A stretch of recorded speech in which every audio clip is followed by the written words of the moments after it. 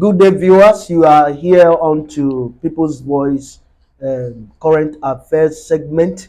I'm Ego Chukwemeka by name, and today we are going to be discussing on the current political situation in Abia State.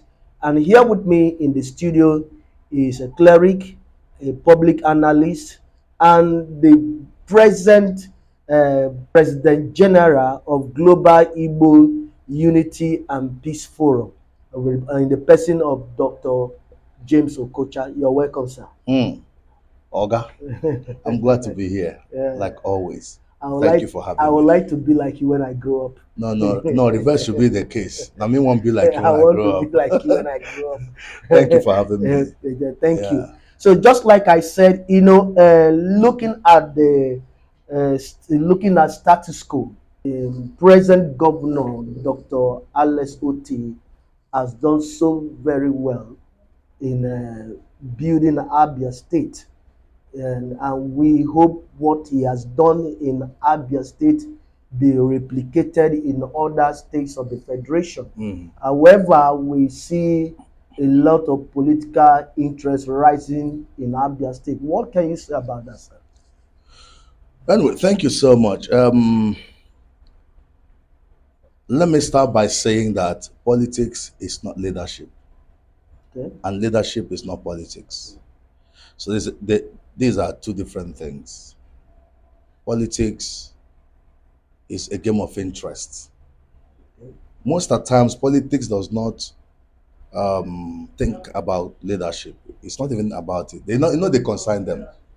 And that's why you see most politicians don't even perform. They just want to get to power, and use power for whatever reason they want it for. But leadership is different. OT is not a politician, OT is a leader.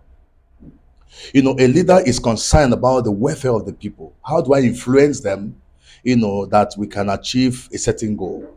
So leadership is about achieving goals, but politics is about grabbing power. Grabbing power. Yes, and most of the time, grabbing power, running with it, the power is just for Aggravation. Yes, is it, what do you call it? Gradization. Aggrandization, right? So most of the time, it's just like that. So politics is different. Politicians must be interested. Even if Jesus comes to run Abia State affairs, they will tell you he's not doing well because their interest is different from the people's welfare. Okay. So why the reason I'm saying this, one is done very well, and it seems his governance is affecting the masses, and the people are happy to have somebody like him. And just like you said, what you are saying now is as though there are people who have interest that is quite different from the people's interest. No, definitely. People, first of all, before people think about people's interest, especially politicians, they have their interests. Their interest, like I said, is to get the power. Okay. It doesn't matter what they do with the power, but get the power. It doesn't matter if the people are dying, get the power. It doesn't matter if there is insecurity, just get the power. Because the power they're looking for is for another motive.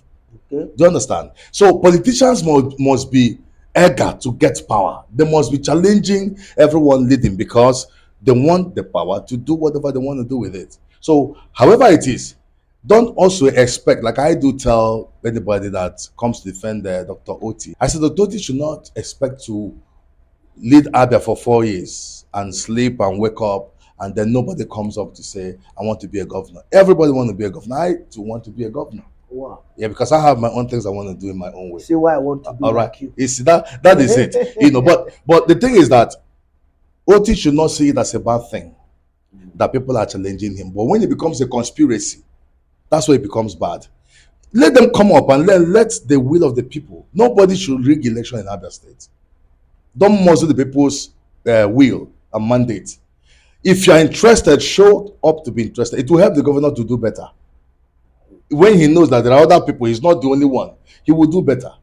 But let there be free and fair election in Abia State. Let the people's mandate speak. And I tell you, if it does, Oti will repeat. I think the concern of everyone in Abia State, the people of Abia State, and in general in governance should be on the people's interest, the welfare of the people, how the people are doing how does the government affect the lives of the people? Now, when we look at this godfatherism and how OT has performed, do you think that it has any link to godfatherism? Or Well, Alex Oti, His Excellency, is indebted to Abia indigenes. okay, The Abia indigenes are his godfather.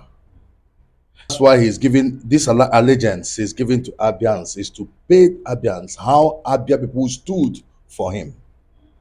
You know, that election, a lot of things played out. But the people vowed that this man that we have voted for before this election, Abians have been loving him, following him. So Abians believed that this man would do well. And thank God there was no godfather. okay, And now he came, he saw that the people are his godfather, and that's why he just, being very, very loyal to them.